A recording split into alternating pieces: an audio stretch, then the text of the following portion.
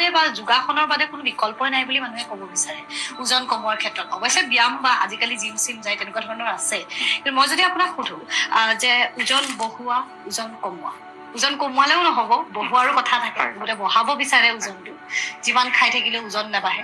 গতিকে যোগাসনে এইসমূহ ক্ষেত্ৰত কেনেধৰণে সহায় কৰিব বুলি আপুনি ক'ব বিচাৰে? যোগাসনে আমাৰ বডিত, আমাৰ শৰীৰক, আমাৰ মনক তিনিওটা বস্তুকে আমাক ইমান সুন্দৰভাৱে আমাক কৰিব পাৰো। আমি শৰীৰত আমি মেদবহুলতা, আমাৰ যিবিলাক মেদবহুলতা লোক আছে তেওঁলোকৰ আমি ৱেইট কমাবও পাৰো, আমাৰ বঢ়াবও পাৰো।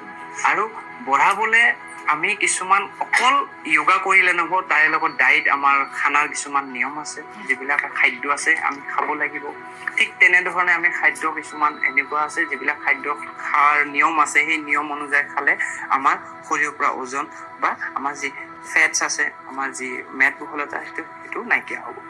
ঠিক একেধৰণে আমি যদি ৱেইট লুজ কৰিব খোজো তেতিয়াহ'লে আমি সদায় ৰাতিপুৱা উঠি গৰম পানী খাওক, এটা সুন্দৰ নিয়ম পালন কৰক জীৱনশৈলী, যিদৰে আমি চাহ ভাত যেনেকুৱাকে খাওঁ, টোপনি যাওঁ, যিদৰে আমি বাহিৰৰ পৰা বস্তু আমি অৰ্ডাৰ কৰি খাওঁ আজিকালি, তো তাৰ ফলত আমাৰ কি হয়, মেদবহুলতা বহুত বাঢ়ি গৈছে। আৰু এনেকুৱা ধৰণৰ বহি কাম কৰাৰ ফলতো খানা খোৱাৰ পিছত কোনো ধৰণৰ নিয়ম পালন নকৰা, সবাই খানা নোখোৱাৰ কাৰণে হয়।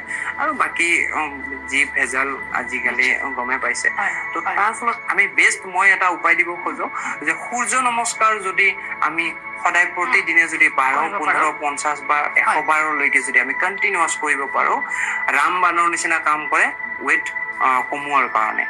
আৰু লগতে এই ডায়েট খিনি আমি যদি সাত্বিক আহাৰৰ লগত ধুনীয়াকে যদি আমি য়োগাটো পালন কৰো, আমাৰ বডিৰ ফ্লেক্সিবিলিটিও ইম্প্ৰুভ হ'ব, লগতে ৱেইটো আমাৰ আমি অকনমান টেলিভিছনৰ স্ক্ৰীণত দেখি থকা সেই